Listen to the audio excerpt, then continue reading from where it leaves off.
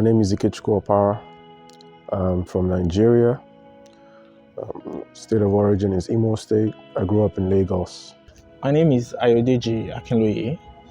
I'm from Nigeria, Lagos State to be precise. I'm currently in Texas State University for my master's degree program in chemistry. So I'm Abigail Lois Kwanzaa, and I arrived in the US in 2018 in August. So I came to the US to pursue my graduate studies. Yeah, it has fully surpassed my expectations for sure, because I knew it would be stressful, but damn, wow, it's really pushing me to my limits. It's making me ask myself questions. So I'll say that one of the main differences that I found between the Ghanaian education system and then the US education system is the fact that you have to school and then be working at the same time, in the sense that coming into the school, you're given an assistantship, and then the assistantship is contingent on the fact that you have to work, you have to do some kind of work. So it's either you're teaching or you're doing some form of graduate assistantship or research. And so for the math department, you had to teach. And so you teach, and then they give you whatever assistantship that you have, paying for your tuition and everything. So why is u squared equal to -1? Okay, so we have this equation, u squared plus 1 is equal to 0, right? And then we're trying to make u squared standalone. So we're making u squared a subject. So we're going to move everything that is added to u squared onto the right hand side so that u squared can stand alone here. I would say it's never been easy. Even though I've been doing this for about 5 years now, I still struggle with it, because you have to study and then make time for your class as well. You have to do your grading, you have to prepare your notes and everything. It is very stressful, but at the end of the day, what I always say to myself is, this is what is paying for your tuition, right? This is what is giving you money to fend for yourself.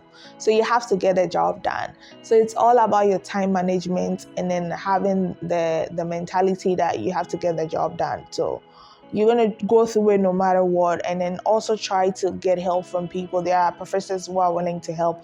If you're going through any struggles with preparing your lesson notes, they're always willing to help you out. Just the volume of work, handling all of that, and you need to be able to compartmentalize everything you're doing and document everything you're doing. So I'll probably say that has been the most challenging thing for me, not because I don't know how to compartmentalize and document, but just the sheer volume of it. Because in my lab, my professor doesn't believe in just, streamlining yourself to one thing, get a feel of everything, communicate with everyone, touch a bit of each person's project, touch a bit of older projects. You need to read a lot of publications. There's a lot of resources here, in terms of equipment, in terms of some equipment that I've never worked with while I was in Nigeria that are present that I can now work with.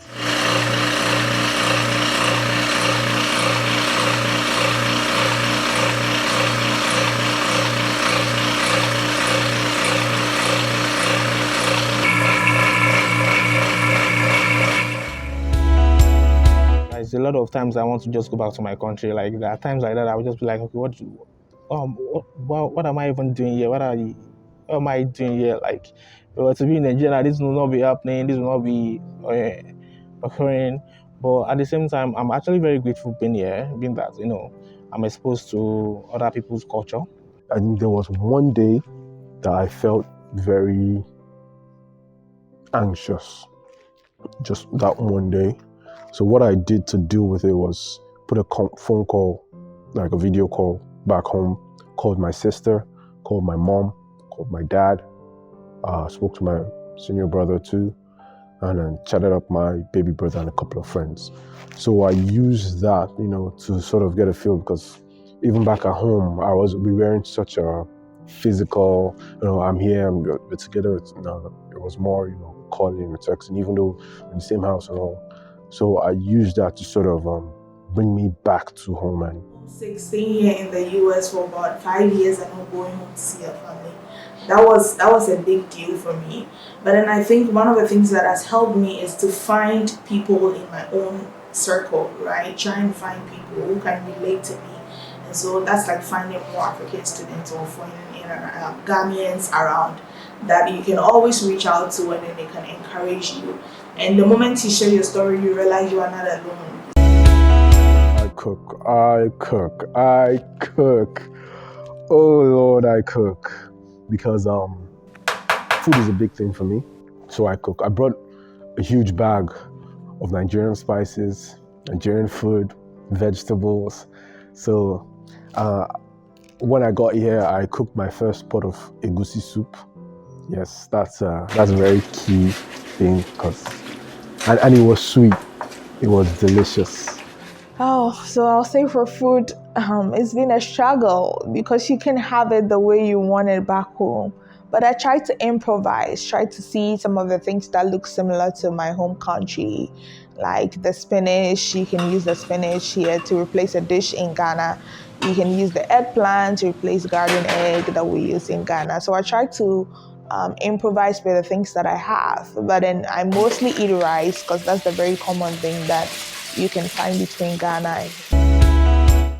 So the major misconception about Africa is the fact that Africa is a country, which is not. Most people here refer it to as a country, and Africa is never a country. Africa has over 50 different countries. We have the northern parts of Africa, we have the western parts where I'm from, that's Nigeria, and we have the southern parts of Africa and the eastern part. So a lot of beautiful cultures, beautiful food, and that's one thing I miss the most about my country. That's the food. I miss the food a lot. So we have beautiful people in Africa, and Africa is more than hunger, poverty, a whole lot of bad stuff that the media is portraying. We are more than that. I remember one incident on a bus where I had to, when I sat on the bus, people around me just moved to a different place, right? And then I was saying to myself, like, we don't have COVID, right? If we had COVID, then I'll think they're social distancing. But then I realized that it was just because of my skin color, because I was the only person who was black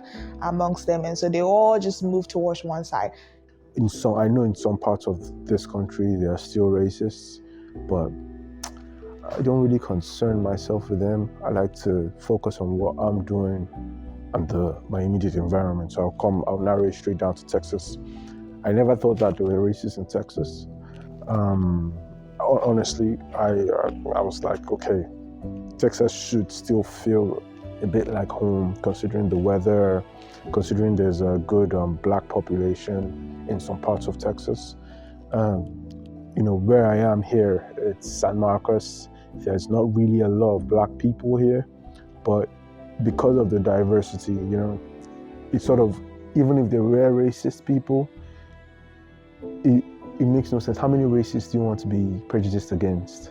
Because this place is way too diverse for you to be holding so much prejudice against every single race. Cultural shocks. I think the first one should be the tipping culture in America. Tipping the service providers. I think that's actually one of the things that I really find shocking, because there's this app I use. Like, you are actually forced to tip. Like, there's no way you cannot avoid it. You must tip.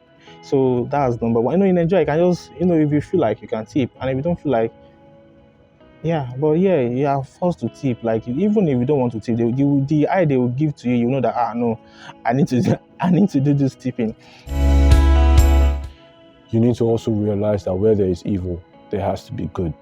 So I definitely recommend people back home to, if you have dreams of coming out and experiencing, another culture, another lifestyle, a different location, start from San Marcos, Texas State University to be precise. Yeah, this place it's wonderful, especially if you're coming from Lagos. Traffic is crazy in Lagos. So when you come here, it's like a breath of fresh air. Traffic is almost non-existent. You can get to anywhere within 15 minutes. You can structure yourself. If you're someone that is determined, you can build discipline here, because you can set a schedule for yourself and you will keep it. So yeah. My experience in the United States so far has been great, in the sense that meeting new different type of people, from different races. Like, this is the first time I'll be meeting people from different countries. Like, I don't even know a country like Nepal exists. until recently. It's been very, very helpful because professors are very welcoming. You can go for their office hours, you can schedule for an appointment, you can ask questions as much as you want, and they never give up. I think that's one of the main supports. That like you have the resources all over, but the only thing is you have to ask for them. The information is available, but you have to search or reach out for the information. I think that's one thing. When I first moved out, it was very difficult for me because it's not very common to email your professors randomly in Ghana to get help. But then here in the US, you can email your professor at any time and they will respond to you. Listen, if I did it, all of you can do it. Anybody can do this. Again, it's a lot of hard work. It's not easy, but the path is there and the path is clear. So it's just about doing your research and then again, really working hard and staying motivated. Even sometimes it can be challenging because you are in a foreign country, right? Most of us left our families and friends and our comfort levels back in our respective home countries in Africa, and you're coming to this foreign land and navigating your life and growing and figuring out your future. But find community is another piece of advice I would have. People not only are going through similar things as you are, so you all can lift each other up. But beyond finding community, also explore, right? Why did you come to America? You didn't come to America to come find your home country people. I mean, that's great, but look for other people. Look for the Americans. Look for the British. Look for the Asians and also, right? And build community around that. Learn from other cultures. It's only by learning and interacting with other cultures that we also become cultured ourselves. International students comes here, they have to face a lot of challenges because their expectation is always when they come first, they are used to particular social behavior and everything, and of course now you are in a completely different situation and then you have to face that. So at the very beginning, especially the first semester will be reasonably hard for them. But of course, it will depend on each student because some student can easily adjust. And that's one thing that I have observed with at least the two African students I knew. And they did not have that much problem to adjust to this situation, this environment at all.